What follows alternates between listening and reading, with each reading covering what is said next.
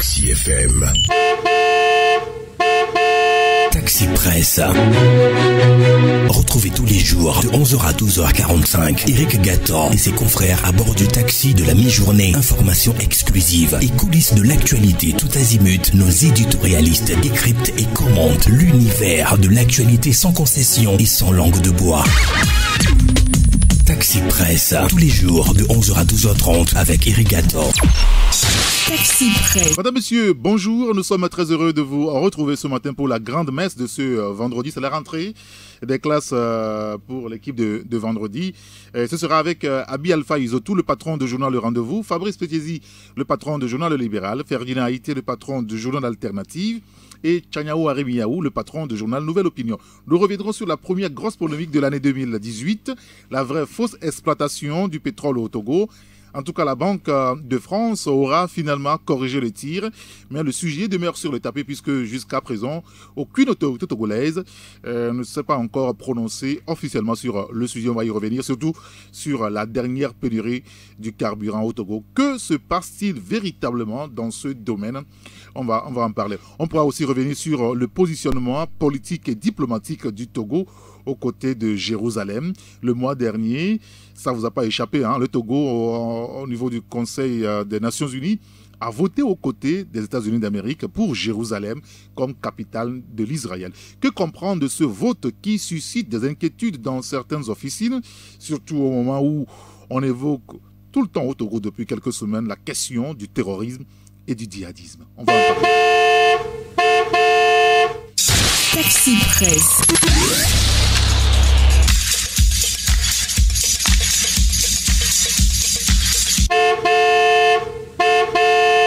Avec la sonnerie, juste une idée des journaux qui sont dans les kiosques ce matin. Vous avez le quotidien Liberté, le bi-hebdomadaire L'Alternative. Nous avons l'hebdomadaire Le Canard Indépendant. Le confrère parle du dialogue, entre dialogue et élection. Le double jeu du pouvoir, c'est ce que le confrère nous propose, en tout cas à lire à la page 6. Omerta sur Sokodé, Bafilo et Mango. L'opposition appelle à une manifestation samedi prochain dans tout le pays. Et puis le confrère revient sur la rencontre au gouvernement enseignant. La CZ demeure sur sa soif. Il y a aussi le journal Le Mérite Sportif qui est dans le cœur ce matin avec le concours de détection graines du Togo 2018. Le roi se trompe-t-il de fusil d'épaule? C'est l'interrogation du confrère. Il y a aussi le journal Temps Nouveau qui est dans les kiosques ce matin. Deux marches, deux objectifs différents. Pouvoir et opposition jaugent leur capacité, écrit le journal. Dans la perspective des élections prochaines, la CENI se prépare pour la révision des listes électorales. Et puis Acha dédié à la tête de Togocom, la holding des télécoms prend forme. Il y a aussi le journal L'Humanité qui est dans lequel ce matin, gouvernance au Togo, le président Faure soumet les ministres à une charte de bonne conduite. Vous lirez l'article pour avoir plus d'éléments sur le sujet. Il y a le journal Le Togo Réveil qui est aussi dans les kiosques ce matin. Vous avez le bi-hebdomadaire L'éveil de la nation, le bi-hebdomadaire L'Union pour la patrie. Voilà les journaux qui sont dans les kiosques ce matin. Retour en studio avec mes confrères Tchaniao Arimiaou, le patron du journal Nouvelle Opinion. Bonjour Tchaniao. Eric, bonjour, bonne année à toi, bonne année. Merci. À toute l'équipe de Taxi FM, bonne année aux Togolaises et aux Togolais, et bonne année à ceux-là qui sont à l'écoute en ce moment. Très bien. Bonjour Abi Alpha. Bonjour à ta rédaction, toi-même, à tous celles qui nous écoutent. Et nous souhaitons une heureuse année 2018 à nos fidèles auditeurs, à tous les Togolais, à notre pays. Que cette année ouvre de vraies nouvelles opportunités pour la République. Et on l'espère bien. Bonjour Ferdinand, vous allez bien? Bonjour Eric, pas trop fort, hein? Oui. Tu sais, c'est pas vraiment la forme. Depuis la fin de l'année jusqu'à maintenant, c'est pas la grande forme, mais bon, aujourd'hui j'ai fait un effort pour être là. C'est pas la grande forme, mais bon. J'avais raté la dernière émission. Oui, de l'année, vous ne devez pas rater la première. J'étais très souffrant et donc c'est pas encore fini, mais bon, ce matin j'ai fait un effort pour là. J'ai pas encore repris quand même le boulot. La rédaction a repris, j'espère que ça va passer. Ça ira, ne vous en faites pas. Donc je profite aussi pour présenter mes meilleurs vœux à tous les auditeurs, aux amis, à tous ceux qui nous écoutent. D'accord, on sera tout à l'heure rejoint en studio par Fabrice Petiesi. Alors, nous allons commencer avec cette polémique de l'année au Togo. C'est par rapport donc à l'exploitation ou non du pétrole sur nos côtes. La Banque de France a été le premier ou la première à donner l'information se basant sur des reportings de la BCAO Togo. Bon, il se trouve, ou s'est avéré finalement que ce n'est pas la bonne information. Ça avait été repris par l'économiste Thomas Koumou qui très tôt aussi avait quand même remis le pendule à l'heure. Aujourd'hui, est-ce qu'on sait véritablement si le Togo a du pétrole sur ses côtes ou si le Togo exploite ce pétrole sur ses côtes? Abi Alpha. Le sujet il est très simple et la rumeur n'est pas née du rapport de la Banque de France. De la Banque de France. Je crois que des journaux avaient tiré là-dessus il y a quelques années et les confrères ne sont pas tombés comme ça de nulle part pour avancer ces informations. Les gens ont dû partir de quelque part et sur des conjectures qui étaient quand même solides. Tout le monde sait qu'à un moment donné, même au temps des Yadema, moi je me rappelle lors d'un entretien un jour avec les étudiants, un groupe d'étudiants, Yadema avait annoncé la nouvelle comme quoi nos côtes avaient quelque chose de semblable et que dans les moments à venir, les couleurs vont changer au Togo. Oui. Après, Yadema s'en va, son fils arrive, la rumeur continue, les journaux en parlent. Depuis que cette affaire a commencé, aucune autorité n'est montée sur les pour situer le plus. Parce qu'on est quand même une république où le bien, ce bien, si il s'avère, si ça se confirme, c'est un bien public, il est à tout le monde. Et si à un moment donné, une fausse rumeur comme ça sort, qui discrédite l'autorité et qui met la confusion dans l'opinion, quand même, je crois que on doit situer les gens. Actuellement, c'est vrai que... Et puis, le fait que la BCAO ait démenti ce que, je peux dire, la BCAO de la France, ouais, leur Banque de France, c'est leur BCAO. Donc, ce que leur BCAO a publié, parce qu'entre-temps, un économiste a débusqué le lièvre, notre BCAO paraît, mais est-ce que la BCAO togolaise est devenue le chargé de communication de la présidence ou bien de ceux qui sont... puisque la BCAO a été citée. Alors, il est important parce que la Banque de France... Attendez, la Banque de France a cité la BCAO Togo comme l'informatrice. Oui. C'est normal que la BCAO Togo réagisse. Donc, moi, je pense que c'est du mépris à l'opinion et aux Togolais. Parce que le sujet est assez sensible et assez grave pour que depuis longtemps, bien avant que cette histoire de rapport qui est glissé d'une colonne à l'autre, ou bien je ne sais pas, ça arrive, l'autorité aurait pu situer les gens. C'est-à-dire, puisqu'ils n'ont pas l'intention de faire la lumière, de faire la transparence dans la gestion du sol togolais. Ils veulent entretenir le plus longtemps possible le flou sur la signature des contrats, comment se gèrent les revenus. Donc ils se disent qu'on n'a pas intérêt à communiquer. Si on communique aujourd'hui, demain, quand un autre minerai va s'annoncer, on sera obligé de communiquer. Donc ils entretiennent le flou, mais aussi longtemps que c'est comme ça. Jusqu'à présent, moi, ils ont tout dit. Si une autorité n'est pas sortie avec les preuves, moi je continue par être de ceux qui pensent qu'il est fort possible que notre État exploite le pétrole là-bas. Vous n'êtes pas sans savoir qu'un grand trafic a eu lieu là-bas pendant des années avant que... il faisait croire aux gens que c'est parce que nos côtes sont sécurisées que les bateaux viennent là-bas mouillés pour des raisons de sécurité, alors que c'était un trafic d'un mélange que vous connaissez. D'accord, très bien. Donc maintenant, nous, on n'a pas la preuve que le pétrole n'existe pas. D'accord. Bon, on va y revenir tout à l'heure. Hein. C'est vrai que cette affaire a fait sortir aussi l'ancien Premier ministre Agbeyome Kodjo dans un communiqué de presse, puisqu'il a été indexé par un organe. Il a sorti un communiqué de presse hier dans lequel il dit, là je vais citer, on donne la parole, permettez à Tchanyawari Miyaou, il voulait dire, il dit que eh bien, le présent communiqué de presse m'offre l'opportunité ou l'occasion de rappeler que de manière constante, les différents gouvernements de la République togolaise, soucieux de l'intérêt général et de l'optimisation des ressources de l'État ont cherché à mettre fin à l'exception togolaise au terme de laquelle les profondeurs des eaux marines ou maritimes territoriales togolaises seraient dépourvues de pétrole. Alors, ce qui est intéressant, écoutez, il dit les résultats des travaux effectués par des différents groupes pétroliers en haute mer sur l'étendue périmètre maritime territorial et portés, à ma connaissance, ès-qualité, témoignent de ce qu'il y a au Togo, des indices sérieux et une forte probabilité de ce que le plateau continental du Togo est susceptible de disposer des gisements de pétrole. Il poursuit, les premières explorations effectuées par une société norvégienne en 1998 indiquaient que le puits trouvé lors du forage sous-marin pour l'ensemble des champs du bloc se situait à une profondeur de 2000 mètres, ce qui rendait, il y a 20 ans, le coût de production totalement prohibitif relativement donc au coût du prix du baril sur le marché international. Alors, Agbeoumé ne nie pas qu'il n'y a pas eu d'exploitation et qu'il y aura du pétrole, mais il ne sait pas si aujourd'hui le pétrole est exploité. En tout cas, quand lui il était aux affaires, on ne peut pas s'investir là-dedans parce que le coût est prohibitif. Quel est votre commentaire par rapport à ce sujet, Tchadjawa Remiao? Bonjour à Fabrice Petit qui nous a rejoint. Bonjour à toi et bonjour à tous les auditeurs. Merci.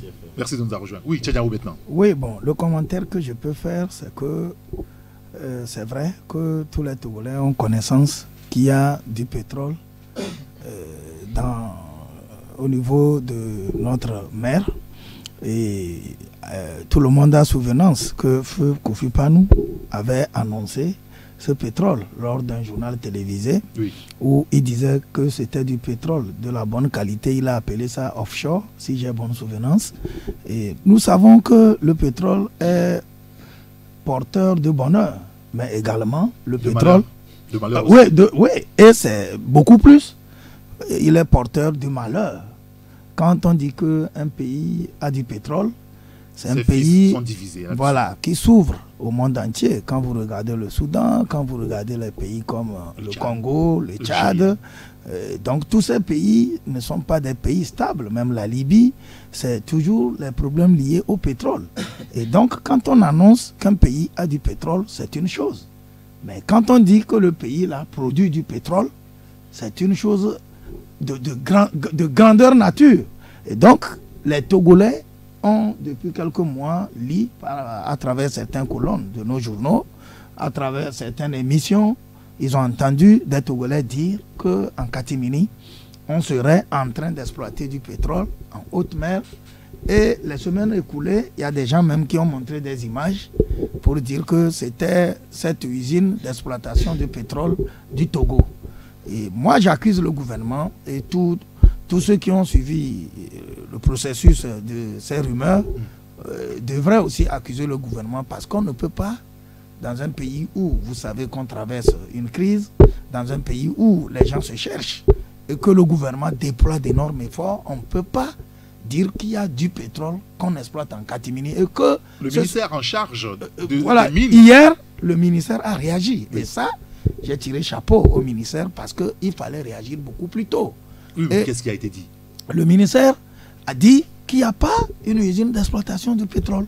Et ça, c'est un bon début. Mais Thomas Koumou, j'étais avec lui lundi sur les ondes de Canal FM, où lui-même, économiste de son État, a dit qu'il a puisé cette information d'un rapport de la Banque de France. Et qu'il y avait eu une confusion par rapport au Togo et à la Côte d'Ivoire, où on disait même que le Togo produisait jusqu'à 8000 et quelques tonnes de café cacao, alors que le Togo n'en était pas un. Et il a fini par comprendre qu'il y a une confusion et il s'est renseigné. On lui a dit qu'il s'agissait d'une erreur. Et donc, si nous nous fions à cette erreur-là, il est suffisant que nous, Togolais, on puisse dire que ce n'est pas forcément tout ce que nous servons aux gens qui est une réalité. Et moi, j'ai souvent suivi Abi Alpha qui tout le temps se plaint, qui se tord de cou en disant que bon voilà, on a le phosphate, on l'exploite, on ne rend aucun compte. Mais si le gouvernement actuel voulait exploiter le pétrole, on peut officialiser Et on peut... pas compte. Ouais, mais si c'était l'idée, on pouvait le dire aux Togolais. Parce que, bon, moi je ne sais pas si c'est des avions, si c'est des bateaux qui sont venus implanter cette usine et que depuis, moi je lance le défi à toutes les puissances, à tous ceux qui sont de l'extérieur et qui savent que le Togo exploite le pétrole et qu'on ne dit pas aux Togolais d'aller, puisque le monde d'aujourd'hui est très ouvert. Ils peuvent passer par tous les canaux qui existent pour faire comprendre aux Togolais que votre pays exploite le pétrole, pour que les Togolais sachent que voilà, on est en train de nous dribbler. Et moi, je crois que nous sommes en 2018. Il faut que ceux qui ont connaissance, la BCEAO a dit, Abiy Alpha a dit tout à l'heure qu'il continue par attendre que le gouvernement vienne dire. Connaissant le Togo, même si le Premier ministre, même si Faure Gnassingbé vient aujourd'hui faire conférence, il dit on n'exploite pas le pétrole, c'est ancré dans la tête de certains Togolais. Il faut que ceux que les Togolais croient, eux-mêmes essayent de dire qu'il n'y a pas l'exploitation du pétrole. Mais moi, je fais partie, contrairement à Abiy Alpha, de ceux qui croient qu'il n'y a pas exploitation en Catimiri de pétrole quelque part. Le pétrole sur nos côtes, c'est une chose, l'exploiter, c'est une autre chose. Voilà. Ferguina, quel est votre commentaire par rapport à cette polémique? Je ne sais pas vraiment quoi dire parce que cette histoire remonte, comme on l'a dit, en 98. Vous savez, les régimes comme les nôtres sont toujours victimes de la manipulation. C'est-à-dire qu'il y a l'effet boomerang. Qu'est-ce qui était derrière cette histoire de l'annonce du pétrole offshore en 98, lorsque nous étions encore au campus par M. Panou, et à l'époque, les étudiants s'amusaient en disant qu'il est interdit d'aller fumer à la plage, sinon l'eau de mer allait prendre feu et tout ça. Oui. C'est parce que le régime avait besoin de dire aux gens, écoutez, on a de la ressource, et il y a de l'espoir, et que le régime va être là. C'était ça. Tout est parti de là. Alors qu'il savait très bien que cette histoire, comme on vient de le rappeler, était inexploitable. Parce que une chose est d'avoir le pétrole, une autre est de savoir si on a le pétrole en quantité, si on peut l'exploiter, si ça peut profiter au pays. Parce que si vous avez des traces de pétrole... Les moyens que l'État devait mettre en place pour exploiter ce pétrole, oui, c'est comme on vous dit qu'il y a des pépites d'or quelque part, juste des traces. On a vu des traces d'or. Et on a fait quelques investigations, on a vu des traces d'or. Mais l'exploitation ne vous donnera absolument rien. Mais on vous dit quand même que vous avez des traces d'or dans le pays, vous voyez. Donc c'est ça l'histoire du pétrole. Maintenant, pour s'en assurer, on a fait quoi? On a fait des concessions de licences. On a concédé des licences d'exploration à des sociétés. Par exemple, à des sociétés étrangères qui ont fait la prospection. On vient de parler des Norvégiens. Après il y a eu les gens de Eni qui ont versé de l'argent à l'État togolais en guise de la licence qu'on leur a vendue pour la prospection. C'est ça qui transparaît dans les rapports de l'ITU et tout ça. Oui. Maintenant, est-ce que vraiment on exploite? Moi, je ne suis pas allé en haute mer. C'est vrai qu'un jour, j'ai aperçu une plateforme pétrolière sur notre côte. C'est certainement que c'était une plateforme flottante qui était en train de faire des recherches. Moi, je l'ai aperçu au niveau d'Agbo-Drafo. J'avais même pris des photos. Si vous zoomez bien, vous allez voir les photos qui a tourné sur la mer. Et puis après, ça a disparu. Mais tout ça arrive parce que dans un pays où tout est mystère, on ne voit que des choses comme ça. Parce que tout est mystère dans ce pays. Personne ne sait ce qui se passe. On n'a jamais de chiffres. On n'a pas de données. Et donc, du coup, ça prospère. Ça donne droit à la rumeur. Parce que depuis que ça a commencé, les autorités peinent à parler. Le ministère des Mines, c'est comme, je sais pas, c'est comme un couvent. On l'a accusé lundi. C'est comme un couvent. On n'a pas les données dans tous les secteurs. Je ne parle pas seulement du pétrole. Vous savez, dans une des réunions de l'ITUE, le préfet de Bassa s'est plaint que ceux qui exploitaient le fer à Bangéli, ils ne les voyaient pas. Et que les populations étaient en train de lui mettre la pression. Et que l'Indien qui était là-bas, si quelqu'un le trouve, de lui donner ses contacts parce qu'il a envie de lui parler. Ils ont exploité le fer de Bangéli et un jour ils ont disparu. Plus personne ne les a vus. Les données, le nombre de tonnes de fer qui ont transité par le port autonome de Lomé, tout ce qui est sorti, personne n'a aujourd'hui aucun chiffre. Alors quand vous êtes dans un pays comme ça où tout est mystérieux, alors c'est la porte ouverte à tous les fantasmes. Ça ouvre donc la porte au doute. Oui, qu'est-ce qui empêche aujourd'hui? On a des petits bateaux au port de... comment appelle-t-on? Avec la marine là-bas. Qu'est-ce qui appelle aujourd'hui? Les patrouilleurs. Voilà, les patrouilleurs. Qu'est-ce qui empêche aujourd'hui de faire une sortie en mer avec les journalistes pour aller voir les endroits où on estime que le Togo exploite du pétrole? Si c'est vrai ou c'est faux, qu'est-ce qui les empêche de faire ça? Ils ont le matériel pour convoyer les journalistes en haute mer. Moi, je ne comprends pas. Parce qu'une plateforme pétrolière, ce n'est pas une aiguille qui est cachée dans un foin. Si vous arrivez là-bas, vous verrez les installations. Donc, si vous amenez les journalistes là-bas, les journalistes iront voir qu'il y a des installations. En temps, on avait dit qu'il a plu à l'aéroport. On a convoyé les journalistes pour voir qu'il n'y a pas de l'eau à l'aéroport. Oui, bon, d'accord. Oui, Fabrice, quel est votre commentaire par rapport à ce sujet? Non, bon, c'est vrai que il faut dire que lorsque la Banque de France a publié ces chiffres, c'est curieux quand même que le ministère des Mines fasse comme s'il n'a pas été au courant. C'est surprenant parce que... Visiblement, personne n'a vu. Hein. Oui. Ni la BCAO qui aurait renseigné la Banque de France, ni l'État togolais. Et il a suffi que c'est Thomas qui voit et qui alerte. Si Éveil économique n'avait pas alerté, c'est pour ça que je me pose des questions de savoir est-ce qu'ils étaient au courant de ce rapport ou pas. Parce que si c'était au courant, au moins il faut envoyer ce que nous on appelle dans notre jargon droit de réponse pour dire que vous nous attribuez quand même des chiffres. C'est un rapport de 2016 publié en 2017. Que nous ne reconnaissons pas. Donc, bon, ou alors c'est passé inaperçu. C'est ma première inquiétude à ce niveau. Maintenant, sur la base des chiffres, bon, on est d'accord que ce n'étaient pas les bons chiffres. Maintenant, sur la polémique sur l'exploitation ou pas, bon, le Togo dispose du pétrole. Sur ce point, je crois que même depuis la classe de 4e, même les profs de géologie en parlaient et vous disent ça c'est quand même curieux qu'il y ait du pétrole au Nigeria, des traces un peu au Bénin et même le Ghana. Qu'est-ce que le Togo aurait fait au bon Dieu pour ne pas en disposer? Mais après, on a eu quand même des résultats qui disent qu'on en a, mais la quantité est telle que c'est comme si vous prenez une Land Cruiser pour faire taxi, vous n'allez pas rentabiliser. Et donc, on en était là. C'est vrai que sur le coup de panneau, il fallait dire que c'était juste de la com dans une situation où le Togo était confronté à la rupture de la coopération et on ne savait pas quel sens se vouer. Il fallait donner un grain d'espoir. Ça n'avait pas prospéré non plus.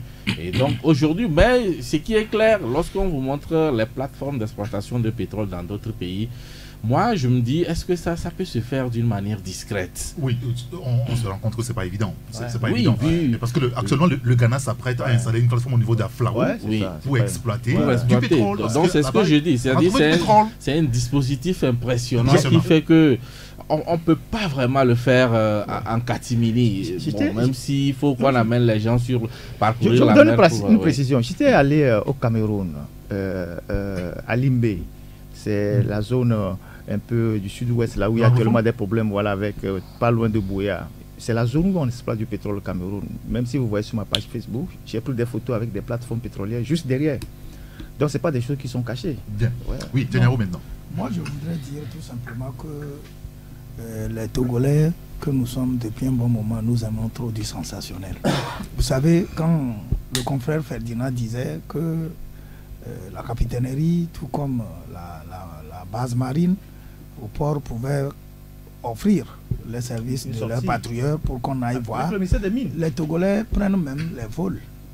Quand vous êtes à une altitude, vous voyez même les plateformes pétrolières de l'avion, vous les voyez. Les gens quittent ici, ils savent, ils voyagent. Quand les avions décollent de l'aéroport, combien de Togolais prennent le vol? Non, toi, par exemple, quand même. Tous les gens de l'opposition voyagent. Quand même. Moi-même, je voyage. C'est pour dire, attendez, Abialpa, même quand vous décollez en plein jour et vous allez vers la mer pour prendre la direction qui est la vôtre, les gens décollent. Vous regardez. Les gens décollent le jour. On décolle le jour avec Askai. Ils ne pas le jour avec Askai. Non, attendez. C'est pour vous dire que de là. Ce n'est pas l'avion là. Non, écoutez. Un peu juste. Écoutez, moi je crois que les gens savent qu'il n'y a aucune exploitation de pétrole. C'est-à-dire sur la mer, c'est pas quelque chose de disque, même si c'est des eaux qui les bateaux même qui sont là, on les voit quand on décolle. Même c'est pour vous dire que les gens ont conscience. D'autres peuvent en parler. Non, écoutez, j'ai dit tout à l'heure que si les gens de loin du Togo savent que le Togo exploite le pétrole, qu'ils le disent. C'est le temps de le dire pour situer les opinions. Mais moi, je sais que les gens ont conscience qu'il n'y a aucune exploitation. Mais c'est que ça arrange certaines personnes et qu'ils le disent. Je sais également que les gens ont l'information et savent effectivement que rien ne se fait dans ce sens. Mais quand ça arrange, on continue pas à tenir ce langage. Je crois que c'est très facile. D'accord, très bien. Alors, pour évoluer, je crois que c'est très facile d'accuser les Togolais qu'ils aiment trop les sensats. Ce n'est pas ça. Moi, il y a un adage qui dit que quand tu pires du foufou pour un non-voyant, il faut siffler. Au fur et à mesure que tu piles, tu siffles pour qu'il sache que tu n'es pas en train de manger son igname. Comment vous savez que l'opinion est faible?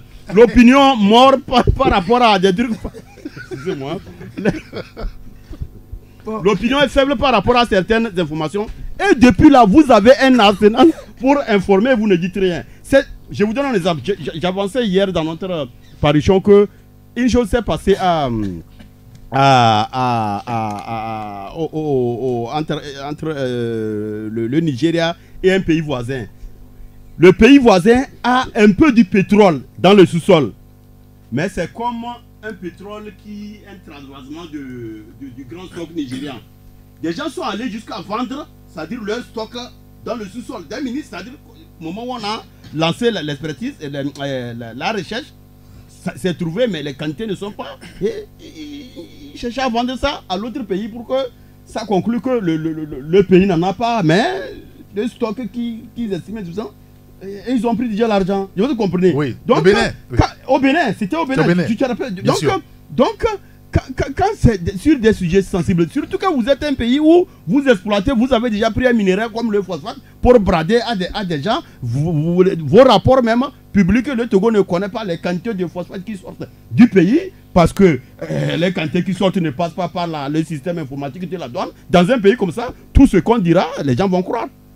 Très bien. Alors, pour rester toujours dans cette affaire de pétrole, Abi, alors, en parcourant votre journal hier, je me suis rendu compte que vous avez évoqué le pétrole, mais beaucoup plus par rapport donc, à la pénurie que nous avons observée en début d'année. Il y a eu une rupture terrible où tout le monde court et il y a ceux qui sont livrés à des spéculations. Le ministère a d'ailleurs averti à ce propos. Alors, est-ce que vous connaissez la vraie raison en réalité, puisque vous parlez de vétusté des cuves, de la STU et un petit peu aussi de la rupture de Frelaté? Ça, le gouvernement l'a dit.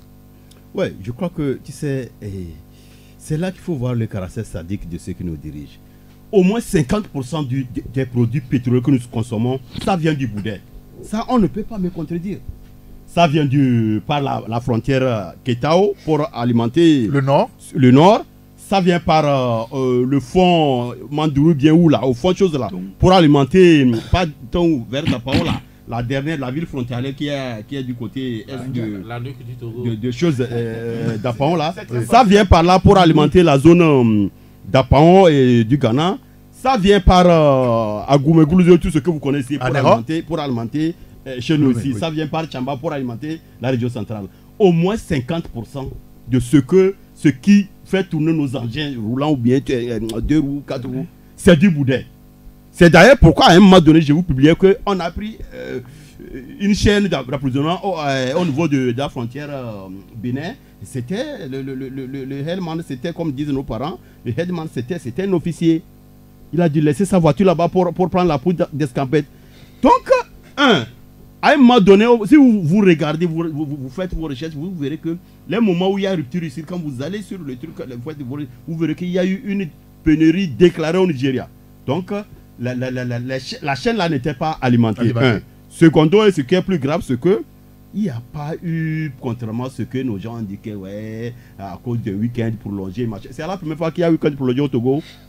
Et qu'on nous dise que c'est à cause d'un week-end prolongé que, c'est-à-dire les prévisions ont été en deçà des attentes, mais c'est trop facile ça. Je vous publie un dossier ici où je vous disais que notre raffinerie a été construite en 1974, de 1914 à 1917. Et avant de construire la raffinerie, on a d'abord construit les bacs, les stocks là, où on devait mettre le pétrole, les cuves.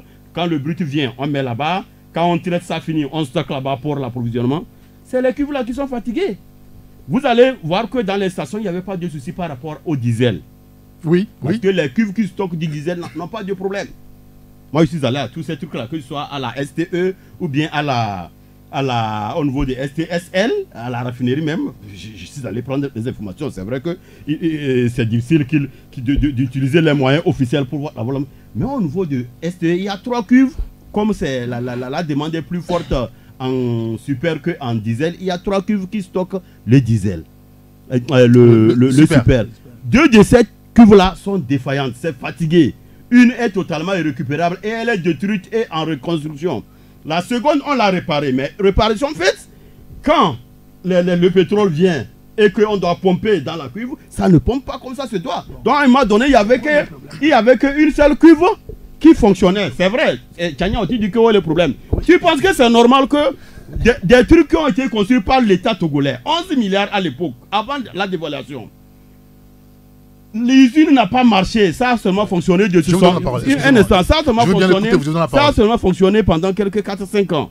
Et on peut estimer que c'était un éléphant blanc, l'État est tombé en faillite. Mais il y a des cuves là-bas que l'État peut utiliser pour faire les bénéfices. Tu peux savoir combien l'usage des cuves là-bas? Ça fait 1,5 milliard par mois. Je sais pas si vous comprenez. Donc c'est quand même un business qui peut amener des dividendes à l'État. Et qu'on laisse ça pourrir. Comme on avait laissé les ponts pourrir sur l'État, c'est au moment où les ponts commencent par tomber qu'on sent que les ponts, c'est des engins techniques que chaque année, il faut envoyer faire la visite technique. Merci beaucoup, Abi Alpha. C'est très facile. On a compris l'essentiel maintenant. Franchement, si Abi Alpha combat la thèse du week-end prolongé, celle qui l'avance non plus n'est pas convaincante. Allez-y. Alors, si les cubes sont fatigués, bon, et pourquoi maintenant il n'y a pas pénurie? Pourquoi aujourd'hui il n'y a pas pénurie? On a changé les cuves? Non! En fait, le vrai problème, moi par exemple, la veille, j'ai fait le plein parce que je savais que généralement, quand le week-end est prolongé, c'est un problème de chargement. Effectivement, peut-être qu'au niveau du matériel, il y a un problème, la façon dont le chargement devait se faire avec plus de célérité. Il y a eu une accumulation et on n'a pas pu desservir à temps. Sinon, s'il évoque un problème qui date, ça voudrait dire que c'est une pénurie qu'on devait avoir tout le temps. Et au même moment où on avait ce problème ici, on l'avait également au niveau du Bénin. C'était pratiquement... Parce que le boudet, il y avait... Oui, justement. Donc c'est l'un des éléments. C'est l'un des éléments. C'est pour ça on dit... Il y a aussi l'effet des fêtes où les gens n'ont pas, peut-être à l'avenir, il faut s'organiser d'une autre manière, même s'il y a fête, pour qu'on puisse voir s'il y aura des permanences ou pas. Sinon, ce qu'il s'il vous plaît, je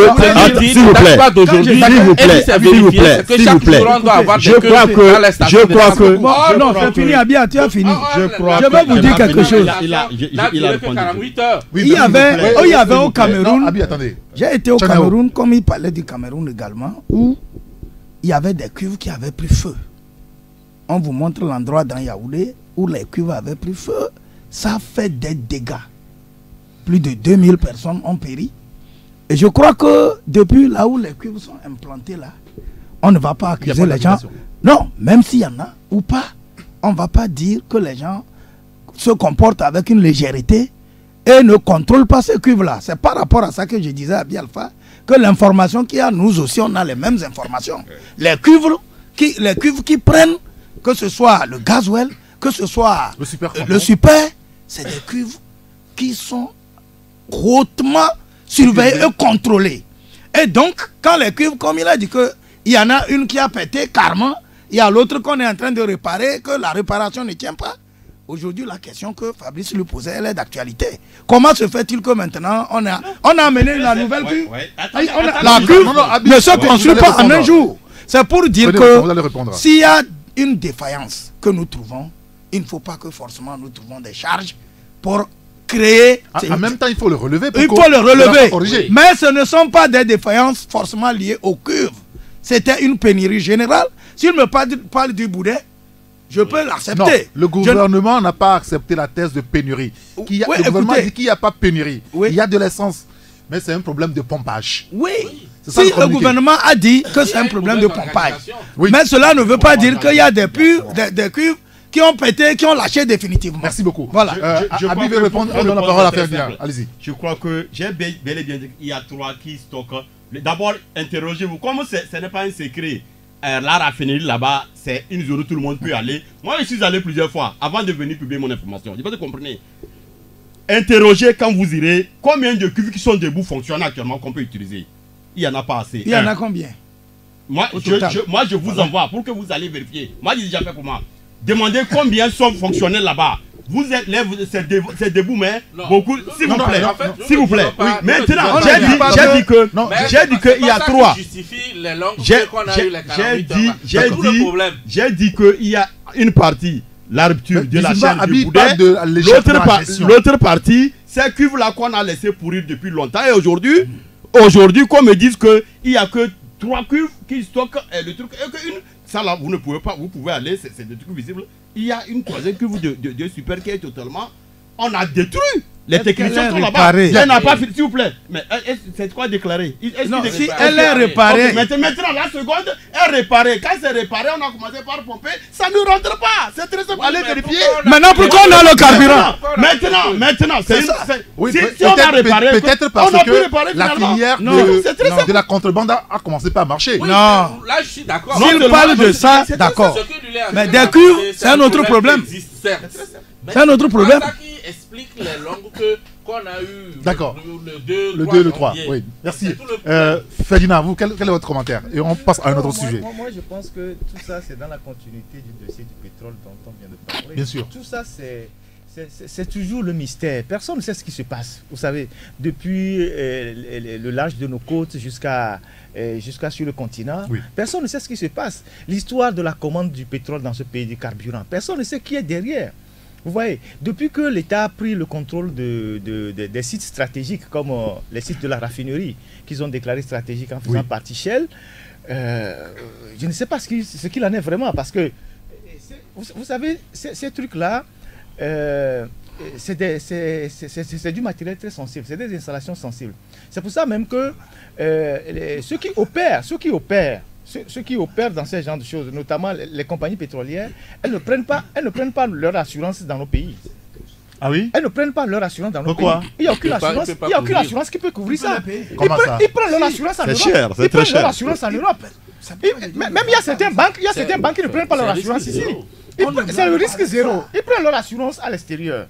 Vous voyez? Et donc, quand ces gens étaient là... Donc là, nous assurons nos blagues ici, quoi. Même les stations d'essence, même pour appuyer Ferdinand, même les stations d'essence où nous achetons là, ce sont les pétroliers qui assurent. Les propriétaires des stations, les gérants n'arrivent pas à assurer parce que c'est exorbitant comme frais. Donc c'est les pétroliers qui assurent même l'assurance des stations d'essence. Bon, maintenant, depuis que Shell est parti, c'est vrai qu'il y a eu quelques défaillances. Il y a eu des problèmes d'entretien des cuivres parce que c'est des cuivres qui sont très sensibles. C'est pour ça que même sur la température dans certains pays, même ici, à un moment donné, on essaie de mettre de l'eau autour de la cuivre. On arrose pour rafraîchir les cuivres. Voilà. Et n'oubliez pas aussi que tous les pays de l'Interland ont aussi leur système de cuivre ici. C'est-à-dire que, vous voyez, il y a le système de stockage. Parce que les pays de l'Interland, tout leur matériel part d'ici. Il y a STSL qui stocke l'approvisionnement sous-régional, donc le Niger, le Mali, ceux qui viennent prendre ici s'alimentent en STSL. Maintenant, la consommation nationale, c'est la STE. Très bien. Tout ce que nous pouvons demander aux gouvernants, c'est de rendre compte, c'est d'être plus clair dans les réactions, de donner les vraies informations pour faire taire les polémiques, les rumeurs et tous les fantasmes qui naissent derrière ces histoires qu'on ne comprend pas. Moi, c'est tout ce que moi je peux leur dire. Sinon, pour le reste, bon, moi, je n'ai pas vécu, comme j'étais un peu souffrant, je n'ai pas vécu tout ça, je n'ai pas vu là où il y a les dysfonctionnements, mais ils ont dit qu'il y avait des bateaux qui étaient venus, mais que bon, il y avait quelques dysfonctionnements et tout ça. Il faut que la prochaine fois, ça ne se répète pas. Très bien. Messieurs, merci beaucoup. Nous allons maintenant parler politique. Politique, mais d'abord avec le positionnement du Togo par rapport à Jérusalem. On connaît nos dirigeants proches de l'Israël. Le Togo a failli même organiser le sommet Afrique et Israël ici à Lomé. Ça n'a pas eu lieu finalement. Beaucoup de raisons ont été évoquées par les uns et les autres. Et puis le mois dernier, le Togo qui prend position pour soit les Américains ou l'Israël par rapport donc à Jérusalem. La position de Donald Trump a été condamnée quand même dans le monde arabe. Donald Trump qui envisage délocaliser l'ambassade des États-Unis à Jérusalem parce que, eh bien, Jérusalem pourra être la capitale de Israël. Alors, ça a été quand même un levé de bouclier. Au niveau des Nations Unies, on a passé au vote. Et sur les pays africains, le Togo semble être le seul à avoir voté pour Israël, pour Jérusalem, pour les États-Unis donc, alors que les autres pays africains, la plupart se sont abstenus. Est-ce que le positionnement du Togo est singulier, Tchanyawari Miao? Non, bon. Tu as déjà dit que nous savons le Togo très proche d'Israël. Et donc, nous connaissons aussi le Togo friand de l'argent du Golfe. Moi, je ne m'aligne pas. Je ne sais pas. Ils ont pesé. Et donc, comme le Togo est un allié sûr d'Israël, il n'y a pas de raison que la diplomatie togolaise penche en faveur de la vision américaine et d'Israël. Et je crois que c'est ce qui a motivé les Togolais ou la diplomatie togolaise. La diplomatie togolaise à s'aligner derrière les États-Unis. Et donc, chaque pays, chaque gouvernant a ses visions, a ses alliés. Et donc, on ne peut pas nous jeter, peut-être que demain, certains Togolais à la tête de notre pays ne vont pas voir les choses de la même façon. Pour l'heure, ceux qui sont là, ils sont un allié sûr d'Israël et peut-être des États-Unis. Et donc, ils ont pris cette position que beaucoup peuvent juger, mais au fond, ça se joue comme ça partout dans le monde. Ferdinand, vous avez la même vision que Tchanyao sur le sujet? Non, je pense que c'est beaucoup plus un vote en faveur d'Israël que des États-Unis, le positionnement du Togo. Il a dit Israël fait beaucoup de choses ici, même dans la discrétion. C'est eux qui assurent la sécurité, ils sont dans les phosphates, ils sont dans les écoutes. Le président togolais va se soigner régulièrement en Israël. Donc il y a un lien très fort avec le régime. Et donc le régime, pour ses intérêts, a choisi de voter Israël contre la Palestine. Tant bien même que le Togo est membre de l'organisation des États, comment ils appellent ça, l'OCI, Organisation de la Conférence Islamique. Nous sommes membres de l'OCI. Et donc, mais moi, tout ça, ça ne me fait ni chaud ni froid. Pour la simple raison que sur les questions de positionnement ou d'intérêt avec Israël et Palestine, moi, je n'ai rien à foutre. Pour la simple raison que, vous savez, les Américains qui donnent beaucoup d'argent à Israël donnent aussi beaucoup d'argent aux Palestiniens. Les gens oublient ça. Les Américains donnent 600 millions de dollars à la Palestine par an. Et tout ce qui se passe là-bas, c'est un enjeu géopolitique et géostratégique. Nous, les Noirs, on n'a rien à foutre de tout ça. Parce que moi, je ne peux pas aujourd'hui venir commencer par faire des commentaires. Israël dont on parle là, ils n'ont commencé pas à chasser les Noirs. Oui, on nous dit que c'est la terre promise. Depuis 2 semaines, ils ont dit, vous êtes des Noirs, vous avez $3000 pour quitter Israël. Ils ont signé des accords avec ou bien vous vous retrouvez en prison. L'Ouganda ou le Rwanda, ou vous quittez, ou vous allez en prison. Eux-mêmes, ils disent qu'ils veulent purifier l'Israël de tout ce qui n'est pas juif. Vous voyez, ils veulent purifier l'Israël de tout ce qui n'est pas juif. Ça, c'est un. De deux, les Arabes. Moi, je n'ai rien à foutre non plus. Quand on a tué les gens en Libye, quand on faisait l'esclavage en Libye, tout ça là, vous avez vu un seul pays arabe s'indigner de ce qui s'est passé en Libye? Vous en avez vu un seul? Il n'y a que les Noirs qui ne savent pas leur identité. Parce que nous avons été désorganisés par 2 systèmes de religion en Afrique. Et nous sommes tellement attachés à ça que nous avons oublié nous-mêmes nos propres traditions, nos propres valeurs. Aujourd'hui, dès que vous dites islam, les gens commencent par se faire la guerre. Dès que vous dites chrétien, les gens commencent par se faire la guerre. Mais on oublie que avant l'esclavage des Blancs, il y avait celui des Arabes qui ont désorganisé l'Afrique, qui ont pillé l'Afrique. 25 millions de déportés qui ont désorganisé les empires. Et c'est eux qui ont donné les idées aux Blancs qui sont venus après aussi pour faire la même chose. J'étais sur une plateforme la dernière fois, on discutait avec des jeunes Nigériens sur les questions religieuses. Et un jeune Nigérien dit, mais il a balancé une photo des Qataris qui étaient au Niger en train de partager les Corans aux gens. Et il balance une autre photo du Qatar où il y a les grands immeubles, les buildings, les gratte-ciels. Oui.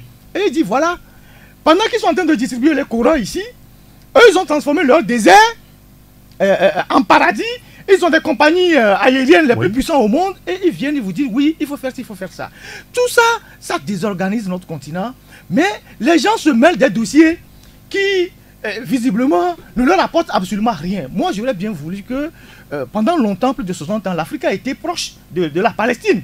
Pour des raisons historiques et tout ça. Mais nous sommes dans un monde où chacun va là où il peut trouver ses intérêts. Et donc, le gouvernement togolais a pris position par rapport aux intérêts du Togo? Non, ils n'ont pas pris position par rapport aux intérêts du Togo. Ils ont pris position par rapport aux intérêts du régime. C'est 2 choses différentes. Ils ont pris position par rapport aux liens personnels qu'ils ont avec Israël. Est-ce que vous savez ce que Israël nous apporte au Togo ici aujourd'hui? Nous qui sommes ici. En termes d'impact et d'appui. Non, mais on sait qu'ils sont en train de voler nos phosphates. On sait qu'ils sont là, mais personne ne sait ce que la population tire de ces relations. Seuls les gouvernants savent ce qu'ils sont en train de tirer de ces relations. Donc moi je pense que ce débat-là, moi, ça me met mal à l'aise. Il faut que les Africains cherchent leur propre chemin parce que Israël, Palestine, tout ça, on n'en a rien à foutre. Non, moi je crois que le vote peut faire débat au niveau du Togo. Parce que ce sujet, ça ne vous a pas échappé. Au lendemain du vote, sur les médias internationaux, le Togo était la curiosité. Oui, bien évidemment. C'est-à-dire que, quand Ferdinand dit que c'est l'intérêt du régime, je dis pas forcément, c'est-à-dire que ça doit susciter un débat. Quel est l'intérêt du Togo à voter? Puisqu'il aurait pu aussi s'abstenir, comme la plupart des pays également. Même Donald Trump qui a pris, il y a eu plusieurs présidents américains qui se sont succédés, personne n'a fait comme Donald Trump. Même aux États-Unis également, tous les Américains ne sont pas pour la décision de Donald Trump. Donc, est-ce qu'on peut dire que c'est une décision du régime de Donald Trump? Non, on met ça sur le dos de l'Amérique, point. Oui, parce qu'il représente l'Amérique. Si demain quelqu'un d'autre vient et il trouve que c'est pas logique, lui aussi le fera. Donc aujourd'hui, le vote du Togo, on le met également sur le compte du Togo, pas de Faure Gnassingbé. Si demain Faure Gnassingbé n'est pas au pouvoir et quelqu'un revient, il peut dire bon, nous revenons sur ça. Bon, ça c'est la parenthèse. Maintenant, c'est vrai que le vote du Togo, ça a été curieux. Parce que quand vous prenez un peu diplomatiquement, vous vous dites, mais tiens, et puis ce qui a été aussi mis mal à l'aise les gens qui étaient un peu choqués dans leur je sais pas comment le dire, c'est-à-dire l'Amérique a brandi une arme avant même le vote. Oui. Et on dit, vous votez contre, je vous donne plus de l'argent. Bon, ça généralement, il peut avoir un sursaut d'orgueil pour chacun pour dire, bon, si c'est pour ton argent, bon, voilà. Et la plupart des pays, effectivement, et même quand on regarde, le Nigeria a plus d'argent de l'Amérique que le Togo. Donc c'est pour cela que je suis d'accord pour dire que le vote du Togo, c'est pas pour l'Amérique, mais c'est beaucoup plus pour l'Israël. Et donc des pays comme le Nigeria qui ont eu un soutien financier très important des États-Unis que le Togo, se sont abstenus. Et puis, ce qui est curieux aussi, quand vous prenez la liste de ces pays qui ont voté pour, à part l'Israël, c'est des noms bizarres. C'est des petits pays. Des noms un peu bizarres. Mais en conclusion, il faut dire que nous sommes sur un terrain diplomatique. Maintenant, la coopération entre l'Israël et le Togo, il y a des chiffres. Hein. Tout dernièrement, le chef de l'État, surtout au niveau agricole, et aujourd'hui, l'Israël Forum donne beaucoup de bourses, le Togo et tout cela. C'est vrai, ils ne le font pas inutilement. La preuve, on a voté, on a pris position pour eux. Donc, ça fait partie de la diplomatie. Et aux Nations Unies, aussi longtemps que chaque pays va raisonner, c'est-à-dire que vous prenez les États-Unis, la superficie, ils sont vastes, mais son vote, à part le droit de veto, son vote équivaut également à celui du Togo comme un pays comme le Togo qui est très petit. Donc, le Togo est souverain et le Togo, en fonction de ses intérêts, peut choisir de soutenir tel ou tel. Mais sur les conséquences, on continue par s'interroger parce qu'on connaît les pays arabes. On sait aussi les appartenances que le Togo a avec le Koweït et tout cela et autres. Qu'est-ce qui va se passer? Je me dis qu'avant de prendre une telle décision, les diplomates, les juristes et les économistes ont jugé, ont analysé donc sur le plan économique pour voir qu'est-ce qui nous arrange le plus. Bon, il faut qu'on voie les chiffres pour voir. Maintenant, autre chose, c'est le fait pour le Togo, et c'est ça qui craint beaucoup plus, de se distinguer vis-à-vis des pays arabes. C'est-à-dire que ces gens-là, ils ne badinent pas. Hein. Ah oui, c'est ça l'interrogation. Et c'est ça qui nous amène à ce sujet. Est-ce qu'il y a des craintes à avoir désormais par rapport à ce positionnement du Togo? Surtout que depuis quelque temps, les responsables politiques du Togo prononcent certains mots, djihadisme, intégrisme. Voilà, on va y revenir après une petite pause.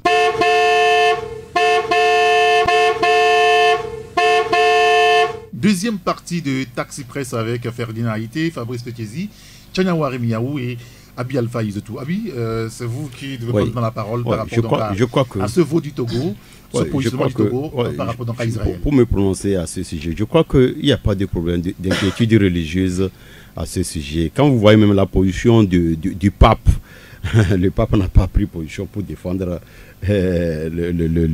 l'Israël et Trump. Non, je l'Église prend toujours position pour le veuf, exactement. Pour la veuve moi je ne vois pas trop un débat chose de là-bas entre le christianisme ou bien l'islam. Je ne vois pas ça. Maintenant, quand on revient sur la géopolitique, surtout au niveau de la diplomatie. Ce sont les Arabes qui disent que les meilleures relations diplomatiques sont d'abord économiques. Quand tu reviens chez nous ici, tu verras que le Togo est membre de l'OCI depuis au moins 25 ans. Avant d'être membre de l'OCI, il faut remplir des conditions que le Togo a remplies depuis le temps de Yadama et le Togo a été membre. Quand le Togo devenait membre de l'OCI, Daougou Péré était président du Parlement. Ça a dû faire souci entre Yadama et son président du Parlement. Ça, c'est un. Maintenant, quand tu regardes aussi tout récemment, je crois que c'est Fabrice qui disait que le Togo raffole des fonds arabes. Le dernier prêt, le plus gros que le Togo a fait, vient du monde arabe. Le truc de Scouk qu'on a fait à 150 milliards. Oui, ce sont des fonds arabes. Ce sont des fonds qui c'est la façon arabe de faire les prêts. Parce qu'ils craignent que le prêt soit le prêt totalement, purement occidental. Pour eux, il y a des intérêts illicites, tout ça là. Donc, c'est leur définition. Ils appellent ça Scouk. C'est de type Idjara. C'est la catégorie du prêt. C'était un prêt avec un intérêt de 6,9%. Non, 6,5%. Qui rentre en chose dans 10 ans. C'est-à-dire, à partir de 10 ans, il rentre on commence par nous devons commencer par payer. Donc, quand tu regardes, c'est vrai que le Togo n'était pas ça. Il y avait la Côte d'Ivoire et le Sénégal aussi qui ont fait des prêts. Il y a plusieurs pays de la sous-région similaires. Je crois qu'au niveau togolais, c'est la SGI qui a négocié ce prêt. Quand tu regardes les Togolais, les relations du Togo, même dans les projets, que ce soit au niveau de l'agriculture, au niveau de l'éducation, quand tu regardes comment le milieu arabe, que ce soit à travers les relations bilatérales ou bien les relations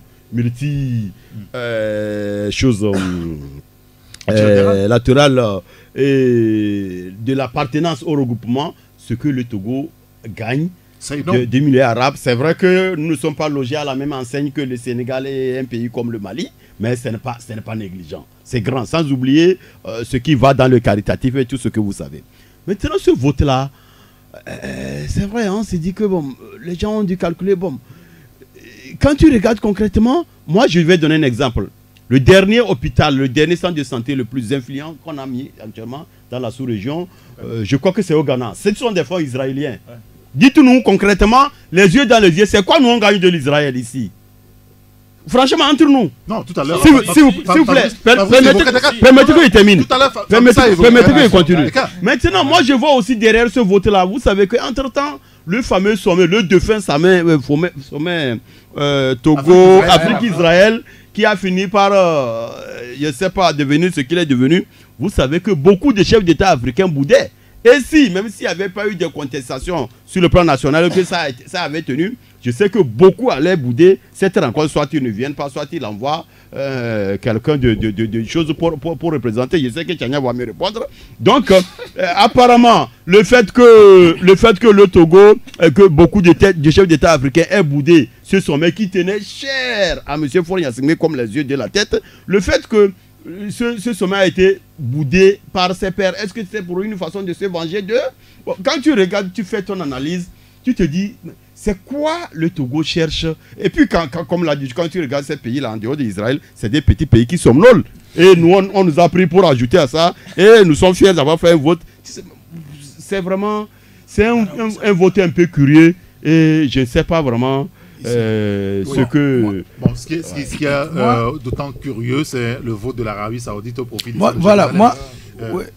ça aussi c'est curieux. Moi je voulais pas rentrer en polémique avec mon frère. Oui, c'est mieux comme ça. Je trouve plutôt que j'ai dit ici que chaque pays a sa diplomatie. Que peut-être quand on n'est pas dans le secret de cette diplomatie, il y a des actes qu'on ne peut pas comprendre. Abi Alpha a fait sa démonstration en disant qu'on ne sait pas ce que Israël nous rapporte. Mais quand je parle de la diplomatie, il faut que nous soyons tous dans ce contexte-là, parce que vous avez dit tout à l'heure que l'Arabie Saoudite fait partie des pays qui ont voté. Et l'Égypte également. Oui. Voté pour. Oui, pour. Donc ça veut dire que des grands pays musulmans comme l'Arabie Saoudite Et un pays comme l'Égypte, lorsqu'il vote... En même temps, pour l'Arabie Saoudite, on peut expliquer le contexte dans la région. Oui, c'est toujours la diplomatie, même l'Égypte. Et donc, je ne crois pas que le Togo ait choisi de narguer pour la simple volonté de narguer les chefs d'État africains. C'est ça qui peut pousser le Togo à poser un acte aussi fort. Et moi, je crois que, Fabrice l'a dit, il y a des débuts d'assistance ou d'accompagnement de l'Israël au Togo. Surtout au niveau de l'agriculture, c'est beaucoup plus sensible. Et maintenant que les relations se fortifient, attendons de voir ce que cela peut régénérer. Alors, est-ce qu'il n'y a pas une crainte aujourd'hui? Le Togo qui vote pour Israël, bon, on connaît dans la région cette histoire de terrorisme, de djihadisme. Si le sujet revient aussi dans les médias internationaux, c'est par rapport à ce sujet. Oui. Est-ce qu'il n'y a pas de crainte à nourrir? Non, même avant le vote, est-ce qu'il n'y avait pas de crainte? Tous les pays aujourd'hui ne sont pas à l'abri. Aucun pays n'est à l'abri du djihadisme ni du terrorisme. Même les grandes puissances ont été frappées, et le petit Togo. Donc, il s'agit pour tous les pays, même si on n'a pas pris cette position, de renforcer la vigilance et de faire en sorte que les pays soient à l'abri de tout cela. C'est le souhait de tous les pays. Même les pays qui n'ont pas voté, il y en a qui ont... Il n'y avait pas ce vote. Il n'y avait pas ce vote quand certains pays ont été frappés. Et des pays continuent par être frappés. Et cela ne se limitera pas au Togo pour dire que parce que le Togo a voté, il est exposé. Bon, maintenant... D'accord, Ferdinand. Moi, je pense qu'il faut bien analyser le vote du Togo par rapport au contexte politique dans lequel nous étions avant que ce vote n'intervienne. C'est vrai que j'ai dit c'est un vote beaucoup plus en faveur d'Israël que des États-Unis, mais ça ne veut pas dire que ça n'entraîne pas des conséquences. Bon, pour le reste, moi j'ai dit cette histoire-là, on n'a rien... C'est-à-dire que, on vient de le dire, vous voyez très bien que dans cette zone, on prend le Maghreb, on prend le Machrek, par exemple, le Maghreb c'est l'Afrique du Nord. Vous avez vu un pays comme l'Égypte, qui est le seul pays arabo-musulman à avoir signé une paix avec Israël, qui a voté pour, et qui a une position plus ou moins ambiguë, mais on vient de révéler que l'Égypte a voté pour. Vrai ou faux? Personne n'a démenti. L'Arabie Saoudite, qui est même le fief du wahhabisme au monde. Tout ce qui se passe dans cette zone, c'est le comment je dirais ça? C'est comment neutraliser Israël. Non, c'est comment neutraliser l'Iran. C'est tout ce qui est derrière cette histoire-là. Et vous savez très bien que les Israéliens et les Saoudiens sont des cousins. Historiquement. Et ils collaborent. Les services de renseignement israéliens travaillent avec les services de renseignement de l'Arabie Saoudite. Beaucoup même. Tout le monde le sait. Et donc nous avons quoi à aller foutre dans ces histoires-là?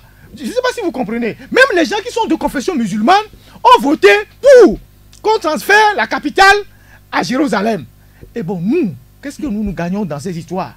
Je ne sais pas si vous comprenez ce que je veux dire. Donc moi je pense que le Togo a voté, moi je dis, le régime a voté pour lui-même, pas pour les intérêts du pays. Quelqu'un m'a envoyé, un auditeur m'a envoyé un truc pour dire que la Banque islamique a annulé trois accords de financement pour des routes à l'intérieur du pays depuis que le Togo a voté. Je ne sais pas si c'est vrai ou c'est faux, on va vérifier. Tout à l'heure. Oui, quelqu'un a envoyé ça. Je ne sais pas si c'est vous, je ne sais pas si c'est vrai ou c'est... on va vérifier. Je crois que la personne a donné même les itinéraires, les routes, que ça veut dire la Banque islamique a annulé 3 accords de financement pour la réalisation du tronçon Aouda, Sokole, Kara et Kachamba, Nali. Bon, je ne sais pas, on va vérifier. Donc moi je pense que nous devons faire attention. Israël dit qu'il va accompagner les pays qui ont voté pour lui avec 50 millions de dollars.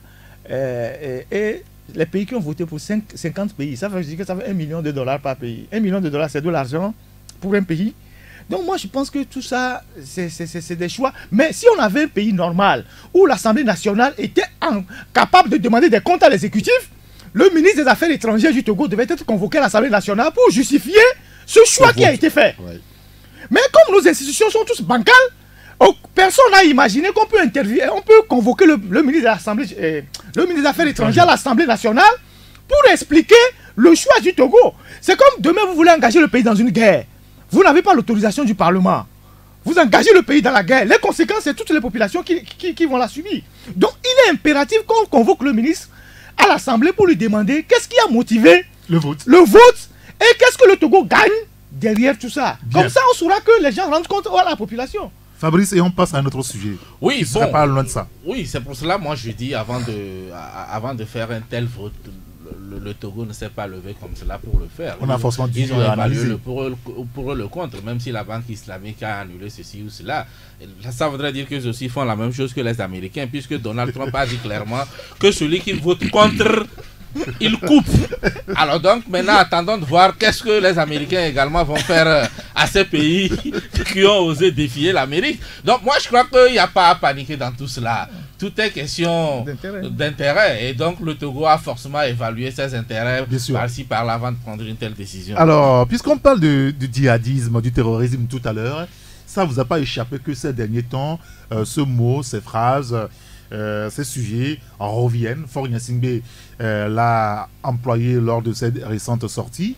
Dans l'interview avec le magazine Jeune Afrique, il a dit, même dans son adresse à la nation, la dernière fois, il évoquait, il parlait de ce qu'on est comme une région fortement islamisée, et tout cela a rapport avec le PNP et son évolution ces derniers temps. Est-ce que ça inquiète, ça devrait inquiéter en réalité, Ferdinand, puisqu'on a lu pas mal de choses quand même, hein. A priori non, parce que au Togo, c'est quand même un pays où toutes les religions se côtoient depuis des années, depuis la nuit des temps. Nos tests disent que c'est une république laïque. Oui. Le fait que la zone Sokolé soit islamisée est un fait historique, c'est pas quelque chose de nouveau. Maintenant, dans le jeu politique qui est le nôtre aujourd'hui, avec tout ce que vous savez, chacun utilise l'arme qui a à sa possession contre son adversaire. Et je pense que l'angle d'attaque choisi par le régime aujourd'hui contre un parti comme le PNP, c'est de démontrer partout dans le monde que ce parti a des relents islamiques, mais aussi communautaristes. C'est pour ça que M. Faure Gnassingbé parlait en fixant Sokolé. Et je pense que ça leur permet, avec l'histoire des militaires qui ont perdu la vie là-bas, avec les photos qu'ils sont en train de montrer à tous les chefs d'État, de discréditer le PNP et au-delà toute la coalition. Et donc, moi, je pense qu'il y a des clarifications à faire en tant que journaliste. Et il y a des clarifications à faire parce que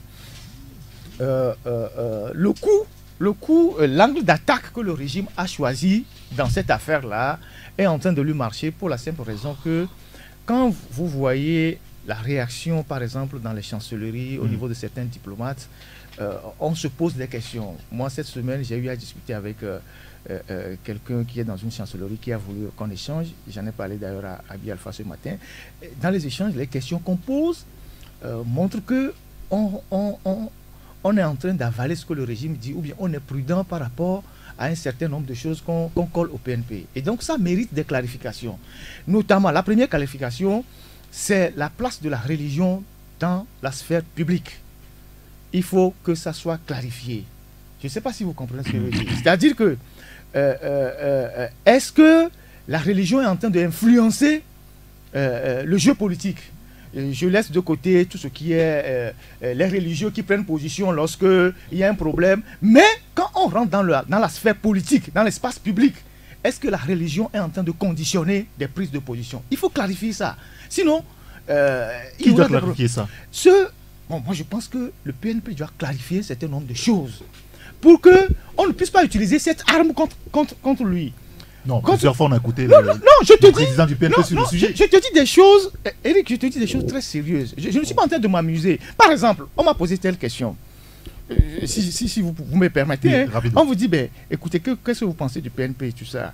Je n'ai pas l'autorisation quand même de dire là où j'ai fait la discussion, mais je vous donne quelques primeurs. En tant que parti, j'ai dit, mais c'est un parti légalement constitué selon la charte des partis politiques, je ne vois pas où est le problème. On m'a posé des questions sur le côté communautariste. Je ne sais pas si vous comprenez.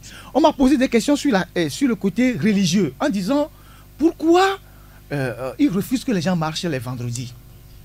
Je ne sais pas si vous comprenez. Pourquoi ils refusent que les gens marchent les vendredis? J'ai dit, mais ils disent que les gens vont aller à la prière. J'ai dit non. Et ensuite, tout ça, c'est ce que le régime fait parvenir. On dit, quand les gens manifestent, les gens sont dans la rue, arrivé à un moment donné, à 13h, les gens s'arrêtent pour prier. On a pris ces images-là, on a envoyé à l'extérieur en disant voilà ce qui se passe. Donc ces choses-là méritent d'être clarifiées. Parce que si les gens arrivent à influencer une coalition en disant vendredi il ne faut pas marcher alors qu'ils sont encore dans l'opposition, chez les diplomates, le jour où ils prendront le pouvoir, c'est qu'ils diront vendredi là même. C'est jour férié. Je ne sais pas si vous comprenez. Dans le contexte régional, sécuritaire, géopolitique et géostratégique, il y a certains concepts qu'on doit clarifier. On doit expulser du champ politique toute question liée à la religion. Maintenant, il faut que le PNP aussi fasse une conférence de presse pour clarifier l'affaire des militaires qui ont été égorgés ou supposés égorgés à Sokoré. Parce que cette affaire est en train de leur faire très mal. Moi, je ne vais pas dire des choses sur le plateau ici, mais le régime, c'est son angle d'attaque fondamental aujourd'hui et qui discrédite toutes les initiatives que le PNP, toute la coalition est en train de mener. Bien, oui, bon, je n'ai pas trop les grands secrets que Ferdinand tient, mais je crois qu'il est temps effectivement que le PNP parle. Parce que lorsqu'on a égorgé les militaires, nous tous, nous sommes... tout le Togo a vraiment regretté ces faits-là.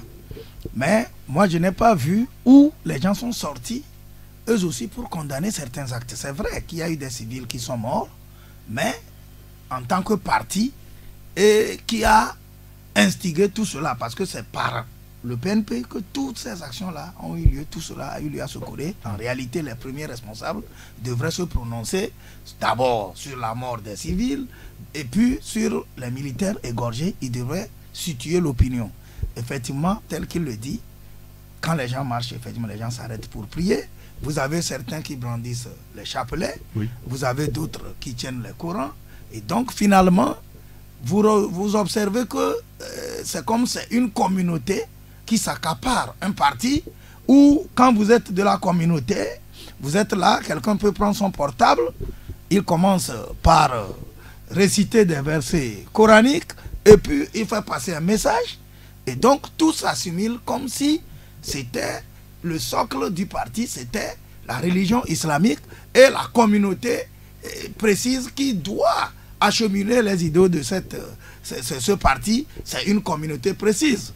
Et donc, quand c'est comme ça, et que les premiers responsables ne disent rien, finalement, les gens qui disent que c'est tel ou tel, et quand Ferdinand dit qu'on a trouvé une fibre pour habiller ou pour faire chose, ces gens-là, ils ont raison. Et généralement, il y a des gens qui, dans la blague, disent, bon, quand quelqu'un fait comme ça, on peut l'égorger. Quand quelqu'un fait comme ça, on va lui faire tant. On va lui faire tant. Bon, donc, quand les gens parlent comme ça, il faut qu'on clarifie l'opinion pour que les gens puissent se situer. Mais je crois que, les gens ont laissé... Depuis que le mot intégriste... Les gens ont laissé, à mon avis, on se pose beaucoup de questions. Les gens ont laissé la situation perdurer. C'est comme un poisson qu'on a sorti de l'eau. Il s'est maintenant endurci. Ça va être difficile. Ça, ce qu'il dit, ça va être difficile à démonter parce que certains ont déjà poussé les cons là-dedans. Il serait difficile d'amener certains à comprendre qu'on ne peut pas confondre une identité communautaire, une religion à un parti politique. Bien. Fabrice Ekezi. Oui, d'abord, il faut, quand vous prenez l'interview que Farah a accordée à Jeune Afrique, il y a une question où on lui demandait pourquoi il n'a pas vu le parti venir. Il a dit non, que c'est un parti qui existait et qui faisait ses activités normalement, en conformité à la loi, les meetings à Sokodé et tout ça là, et que lui n'a pas compris pourquoi brusquement c'est devenu comme cela. Bon, ça c'est une parenthèse. Pour dire qu'au départ, en fait, le PNTP c'est un parti légalement constitué et nul ne contestait, il faisait ses activités comme tous les autres. Mais maintenant, sur les questions sur lesquelles Ferdinand a mis un accent ici, il faut c'est vrai que c'est un sujet très délicat et très sensible, qui est difficile à aborder sur une antenne comme la tienne, qui est très écoutée. Mais il y a eu quelques petits signes qui n'ont pas trop... C'est vrai que quand les partis politiques en Afrique, généralement, il faut être capable de mobiliser dans ta famille avant de chercher à aller ailleurs. Et tous les partis politiques, pratiquement... ont un fief, oui. Et c'est un peu calqué, on sait que tel c'est tel, tel c'est tel, mais là où généralement les gens ont réussi à faire. Il faut se saupoudrer, puisque la charte des partis politiques exige quand même que ce ne soit pas les gens d'une seule localité. Donc, bien sûr. Ouais, au niveau du bureau, même si les militants c'est beaucoup plus telle ethnie, même au niveau du bureau, les gens vont saupoudrer quand même. Ils cherchent. Mais ça devient un peu, ça retient un peu l'attention quand généralement le président a un nom qui a une consonance venant d'une ethnie, le vice, et puis ça se répète, tout de suite on va vous dire que vous là ou bien vous... Et donc, effectivement, maintenant sur le plan religieux, effectivement, il y a eu ce piège le PNP est tombé dans ce piège-là en posant certains actes qui aujourd'hui peuvent le rattraper. Au niveau de la coalition, le vendredi par exemple. Avant la marche du 19, vous avez vu sur les antennes, lorsque les gens disent qu'on leur reproche qu'ils font des prières avant de faire ceci, il a dit oui que quand les gens vont à la plage, Fabre va à la plage avec ces gens et ils chantent les chansons religieuses. Est-ce qu'on a dit quelque chose à quelqu'un? Il avait raison, puisque la comparaison c'était convaincant. Et on vient l'histoire de dire de ne pas... Et vous avez vu, le 19 on a marché. Oui. Le 20 on a demandé également à continuer. C'était un dimanche. Oui. Et les gens ont continué. Et maintenant, là où le grand piège même, c'est d'avoir dit de ne pas marcher les vendredis. Parce qu'un parti politique est censé comporter tout le monde. Il y a des athées, il y a tout le monde. Donc, oui, la marche est là. Ceux qui veulent aller à la prière, ils vont à la prière.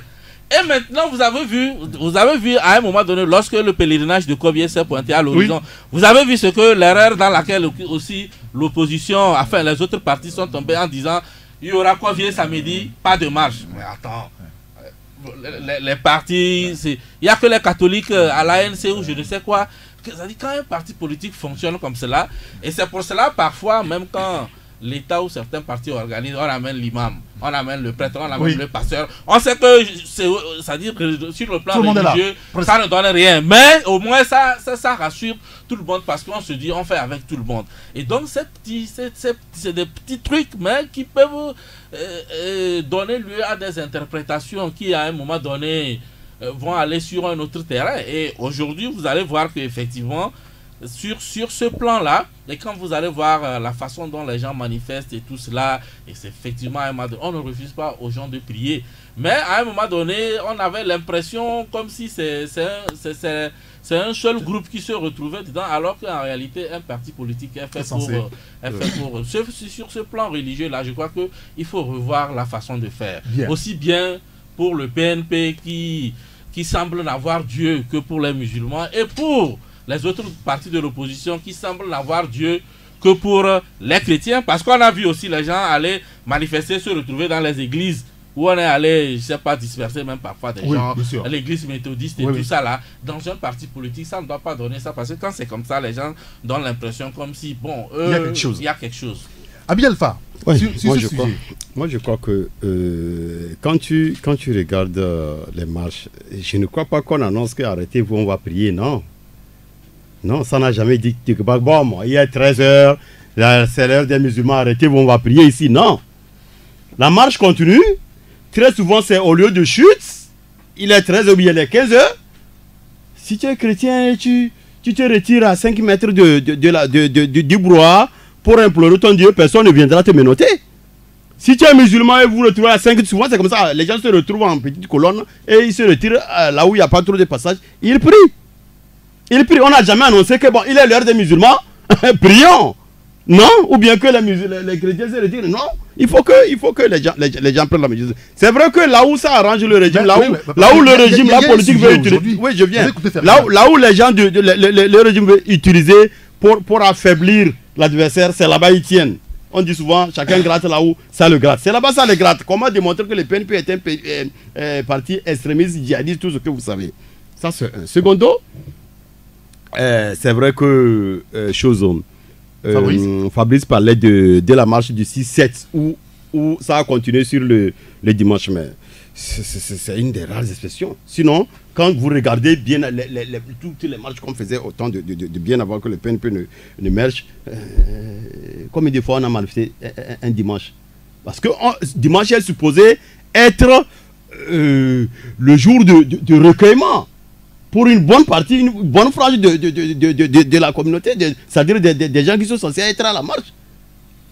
Vous comprenez? Donc c'est vrai que par rapport à cette fibre sensible qui est l'extrémisme, le djihadisme, tout ça là, que l'extrémisme, qu'on ampute actuellement comme si l'extrémisme n'a jamais existé du côté chrétien. Si on peut te démontrer actuellement comment l'extrémisme, je veux comprendre. Oui. Donc, quand tu reviens actuellement par rapport à ce qui s'est passé à ce côté, le PNP, je crois que c'est un parti politique. Ils ne peuvent pas quand même, dès que ça s'est passé comme ça, demain balancer une conférence de presse.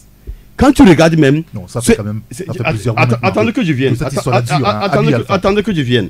Quand tu regardes même, par rapport à comment ça s'est passé, parce que, si tu regardes, même les familles de ceux qui sont morts, ceux qui sont tués là-bas, lâchement, d'une façon gratuite comme ça, des citoyens militaires qui n'ont rien à voir avec la politique, qui sont venus pour leur travail, ils rentrent, c'est-à-dire sans vie. Même leur famille n'ont pas vu le corps. Même leur famille, on les a amenés, même, et puis la façon précipitée dont... non, on les a enterrés. Mais on les a amenés dans les cercueils. Tu comprends? Oui. Quand il y a eu quand il y a eu des explosions, des Togolais sont morts dans le désert du chose. Des gens ont été presque carrément déchiquetés. On les a conditionnés dans les trucs, on les a menés, mais de leur mort à leur enterrement, ça a fait plus de mois. Vous comprenez? Pourquoi? Qu'est-ce qui justifie la précipitation avec laquelle on a enterré les gens? Je crois que le PNP doit avoir un minimum d'informations autour avant de faire une déclaration publique. C'est vrai que dans les interviews, le président a souvent essayé de répondre aux questions. Mais je crois que... Sur la question, le président, le parti PNP est interpellé, a clarifié certaines positions. Oui, Ferdinand. Moi, je crois on va aller rapidement. Il y a encore un autre sujet à aborder. Moi, je regarde le côté où le régime est en train de frapper pour reprendre du poil de la bête. Pour dire aux gens, essayez de réajuster les choses parce qu'on est en train de vous faire très mal. Vous savez, un président dans la région qui consultait les hommes politiques a pris ces photos-là parce que, moi ce que je dis c'est, on dit qu'on a égorgé des gens avec des signatures islamiques. Personne n'a vu les photos. Personne n'a connu, on n'a pas fait enquête pénale, administrative, pour savoir dans quelles conditions ces personnes ont été assassinées, égorgées. Et puisque c'est des militaires qui avaient des armes, pourquoi ils n'ont pas fait l'usage de leurs armes pour se défendre? Pourquoi aucun assaillant n'a été touché? Il y a plusieurs questions qu'on peut se poser. Actuellement, même sur cette affaire, le Togo a des problèmes avec les Nations Unies. Parce que le Togo a rendu hommage aux 2 militaires égorgés à Sokodé avec un militaire de la mission de paix des Nations Unies. Ce qui est inacceptable pour les Nations Unies. C'est un problème actuellement. Ils devaient les séparer. Ah bon? Le Togo devait les séparer selon les clauses des Nations Unies. Mais ils ont rendu hommage aux 3 militaires comme si les 3 militaires venaient d'une mission des Nations Unies. Actuellement, il y a un problème sérieux avec les Nations Unies et même, je pense même que l'indemnisation même de la famille pose problème. Donc, ces images... Le monsieur est mort au Togo. Qui? En fait, oui. l'un des militaires, il revenait d'une mission des Nations Unies. Oui, mais il est des Nations Unies. Oui, mais il est mort. Oui. Il n'est pas mort dans une mission. Oui, mais il est des Nations Unies. Il était encore en fonction. Il n'est pas mort dans une mission. Oui. De toutes les façons, il y a un problème entre eux actuellement. Donc, lorsque on va vers les grands décideurs du monde, parce que le Togo n'est pas un espace isolé. On est dans une région, on est dans un espace, il y a des intérêts. Même les pays voisins ont des intérêts. Oui. Et lorsque on va brandir ces images-là en disant, voilà, les gens que vous voulez soutenir pour prendre le pouvoir, voilà les actes qu'ils sont en train de poser dans le pays. Je ne sais pas si vous comprenez. Et on demande à un homme politique, vous avez vu ces images-là? Vous comprenez le sens de ce que ça signifie dans cette région? Est-ce que vous pensez que, bon, on peut faire confiance à des gens? Je ne sais pas si vous comprenez. Il y a ce côté-là qu'il faut clarifier. C'est pour ça que moi je dis, il faut exclure du champ politique toute question religieuse. Et il faut être ferme là-dessus. Qu'elle soit chrétienne ou musulmane, il faut exclure du champ politique toute question religieuse. Et que la politique soit l'affaire des hommes politiques. Écoutez, Moi, j'ai dit que le problème est simple. C'est Ferdinand qui a été contacté pour échanger avec quelqu'un d'une diplomatie au Togo ici. Et donc, on ne lui a pas posé des questions concernant un autre parti. On ne lui a pas demandé, par exemple, qu'est-ce que vous pensez de l'ANC? Est-ce que l'ANC est confondu à une identité communautaire? Est-ce que l'ANC a une identité religieuse? Mais c'est du PNP qu'il s'agit. Et donc, ça veut dire qu'il y a un problème. Les gens ne sont pas rassurés. Oui, les gens ne sont pas rassurés parce qu'il y a des prémices qui permettent aux gens de ne pas être rassurés. Et c'est en cela que nous disons que les gens doivent clarifier à l'opinion ce que les militants font du parti. Par exemple, j'ai donné un exemple concret. Vous êtes là, quelqu'un sort un audio. Peut-être il n'est pas dans le staff du PNP. Mais avant de passer l'audio, il récite des versets coraniques. Ça fait légion. Et puis, il parle maintenant du parti. C'est comme si l'hymne du parti, c'est le Coran ou c'est l'islam. Et donc, c'est un message qui passe, apporte entrave au parti, permet également, ces messages-là permettent à l'adversaire de conclure que ces gens-là veulent se baser sur l'islam pour avancer. Et c'est sur ça que l'adversaire rebondit. Lorsque les gens marchent, mais les gens marchent, d'autres ont le chapelet, d'autres ont le Coran, d'autres, ils veulent qu'on sente que moi je suis musulman, je suis de tel parti. Et c'est ça qu'il faut corriger. Et c'est pourquoi j'ai dit que ça va être difficile. Parce que ce monde qui a pris d'assaut ce comportement-là, c'est difficile de l'éduquer et de le faire comprendre qu'il faut dissocier les choses pour que cette confusion ne règne pas. Bien. Juste un rectificatif par rapport au débat qu'on a eu sur le Conseil de sécurité, le vote. Oui, effectivement, l'Arabie Saoudite a voté plutôt pour. L'Égypte également pour. Oui, c'est ce qu'on a dit. On a dit qu'ils ont voté pour Israël, non? Non, pas pour Israël. Ils ont voté pour la résolution. Oui. Mais dans l'ombre, ils sont avec Israël. Ça, c'est clair. Bon, d'accord, très bien.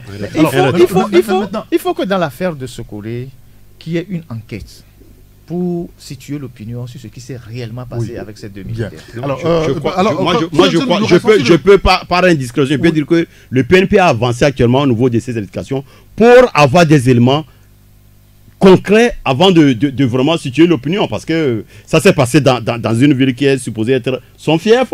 Ça s'est passé le jour où on a appris un imam. Il y a eu beaucoup d'éléments qui ne peut pas laisser un parti comme ça, c'est-à-dire à faune. Il ne peut pas rester à faune, mais je crois que ça ne va pas durer. Oui, mais puisque le temps nous a compté, il nous reste à peine 2 minutes, 3 minutes. C'est sur la question politique, puisque selon plusieurs constats, le débat politique au Togo, c'est complètement enlisé. Le dialogue, tout le monde en parle, mais ça ne vient jamais. Et mercredi, Fabrice, vous avez justement évoqué le sujet beaucoup plus par rapport à ce week-end, qui s'annonce très chargé, du côté du pouvoir que de l'opposition. Avant, où beaucoup plus c'est l'opposition, la coalition qui est dans la rue. Aujourd'hui, Uni aussi va être dans la rue. Et demain, ce sera une démonstration de force. C'est le match. C'est le match. Un derby. Oui. Un 13 janvier en plus. Ah oui. Je dirais que le Togo, on a la nostalgie des défilés. Bon, chacun le fera de son côté à sa manière. Mais il faut, effectivement, unir. C'est vrai que dès le début, Unir avait eu cette habitude-là aussi de manifester. Et je crois que la plupart du temps, c'était seulement Lomé. Et cette fois-ci, je crois que c'est dans plusieurs localités, sauf là où c'est interdit d'organiser des manifestations en ce moment précis. Bon, est-ce que c'est une contre-marche? C'est quoi l'objectif? Mais sur le plan politique, moi, je fais une certaine analyse. Puisque généralement les hommes politiques aiment bien utiliser le mot peuple, le peuple est dans la rue et tout cela. Bon, ça, je ne suis pas du pour savoir c'est quoi, pourquoi exactement ils marchent, est-ce que c'est pour la paix et autres. Oui, on parle de la paix. Mais sur le plan politique, moi j'interprète ça comme si une façon de répondre, c'est-à-dire soyez sûr que le lundi ce sera la guerre des chiffres qui a plus mobilisé ceci ou cela. Bon. Et sur ce coup, on attend le ministre Yarka. Oui, c'est lui, avec son compteur. Bon, moi je crois que on est un peu dans l'impasse parce qu'il y a eu bon, il y a eu des faux pas de part et d'autre, mais la médiation n'est pas terminée. Et je pense, pour ce que je sais, que le président ghanéen principalement va revenir ici peut-être dans les jours qui viennent pour relancer le dialogue, selon ce que j'ai appris, et il y a des contacts qui sont toujours en cours. Maintenant, comment ça va se faire, qu'est-ce qui sera discuté, parce que le régime est en train d'avancer sur le plan du calendrier électoral, parce que bon, le régime se dit, il y a des délais, des échéances, on ne va pas attendre. Et donc... Parce que mardi, vous renseignez même que le régime est en train de vouloir de programmer les locales en avril. En avril, et puis bon, vous avez vu la dernière fois en Conseil des ministres, ils ont dit qu'il faut entamer la révision des listes électorales, et puis ils ont créé les CELI. Et donc, ce dialogue qui est devenu un serpent de mer, je pense que ça va reprendre avec l'implication du président ghanéen qui va revenir dans les jours qui viennent ici, ou bien une délégation reviendra ici. J'ai même appris que peut-être dans la semaine prochaine, certains partis vont être encore reçus, parce qu'il faut créer le cadre préparatoire du dialogue. C'est là où ils étaient avant que les choses ne s'enlisent sur la question des préalables que tout le monde a mis sur la table. Le dialogue, ça ne vient pas. Tu n'as rien à dire? Non, je ne savais pas que c'est à moi. Oui, c'est à vous, je crois. Non, pourquoi? Le dialogue, il va venir, forcément, puisque quand vous écoutez les deux protagonistes, je voulais parler de la majorité et de l'opposition. Tout le monde de l'opposition. Pour moi, il y a bien un problème entre la majorité et l'opposition. Et donc, moi, je ne vois pas que lorsqu'on veut parler d'opposition, Togo ne va que parler des 14. Il y a d'autres de l'opposition qui ne sont pas dans le groupe des 14, qui sont aussi concernés par la recherche des solutions aux problèmes que le Togo a actuellement. Donc, c'est par rapport à ça que j'ai dit que la difficulté qui fait peut-être que le dialogue traîne, c'est de voir qui doivent être autour de la table du dialogue. Et d'aucuns parlent d'un médiateur. Heureusement que Ferdinand a l'information que le président ghanéen va revenir. Mais depuis toujours, moi, je me suis posé la question de savoir que le président ghanéen, que tout le monde prend pour être médiateur, qu'est-ce qui l'empêchait, après avoir écouté les deux protagonistes, on amorce les discussions, qu'il donne une date et qu'il invite. Ça permettrait aux Togolais de voir qui de la majorité et qui de l'opposition a refusé son invite. Mais depuis, il n'a rien dit. Il a fait les préalables, il a écouté les gens, chacun dit ce qu'il pensait, mais il ne fixe pas la date. Très bien, monsieur, merci beaucoup. Je donne à l'antenne. Oui, c'est fini. Je vais juste dire que la dernière fois, l'opposition a rencontré le président ghanéen, qui a réitéré que la médiation existe. Mieux, on l'a fait, il a reçu un renfort de 2 autres présidents pour l'aider dans la mission. Donc moi je pense que contrairement à ce que les gens nous ont servi comme quoi c'est entre Togolais ça va se faire, il y a toujours cette affaire de médiation. Très bien. Oui, peut-être qu'on ne va pas faire une polémique autour de moi. Est-ce que c'est des médiateurs ou des facilitateurs? Des facilitateurs, c'est quoi? C'est des mots frères. Quand il y a eu crise au Congo et Edem Kodjo devait être choisi comme médiateur, ça a été fait officiellement, soit par l'Union africaine, par les Nations Unies ou par la CEDEAO. Oui, ça n'a pas empêché aussi qu'ils soient contestés par c'est les l'opposition voisins congolaise qui viennent avec de l'eau, parce que la case du voisin... Non, je crois que leur mission est plus liée à la CEDEAO. Oui, c'est dans le cadre de la CEDEAO que le Ghanéen travaille. Ils ont eu un sommet. Je crois que s'ils étaient médiateurs choisis à titre comme cela, je crois que dans le sommet, dans le communiqué final du sommet, on devait dire voilà, tel est médiateur de tel. Demain, ne sois pas surpris aussi que Alassane Ouattara aussi s'amène. Ou alors un autre président aussi s'amène dans la même crise. Mais pour terminer, moi j'ai bien peur que l'opposition trébuche 2 fois à un endroit. Parce que tel que vous voyez le gouvernement français avec les révisions des listes, j'ai bien peur qu'on se retrouve un jour dans un scénario où l'opposition sera là pour repousser plutôt les élections. Oui, comme ce qu'on a vu un petit peu en 2013. Vous vous rappelez avec le CST et tout ce qu'on a vu là. Messieurs, merci beaucoup pour votre disponibilité à être à l'émission ce matin. Fabrice Pekezi, le patron du journal Le Libéral. Ferdinand Haïté, l'alternative. Tchaniaou Aremiaou, la nouvelle opinion, Abi Alpha, le rendez-vous. Messieurs, merci à vous et nous vous souhaitons bon week-end. Merci à vous tous. Merci à Emmanuel Afanabri qui a assuré la coordination ce matin. Appelez-moi Erigator. Excellent week-end à vous. Au revoir. Taxi FM. C'est une fenêtre ouverte sur l'actualité d'ici et d'ailleurs.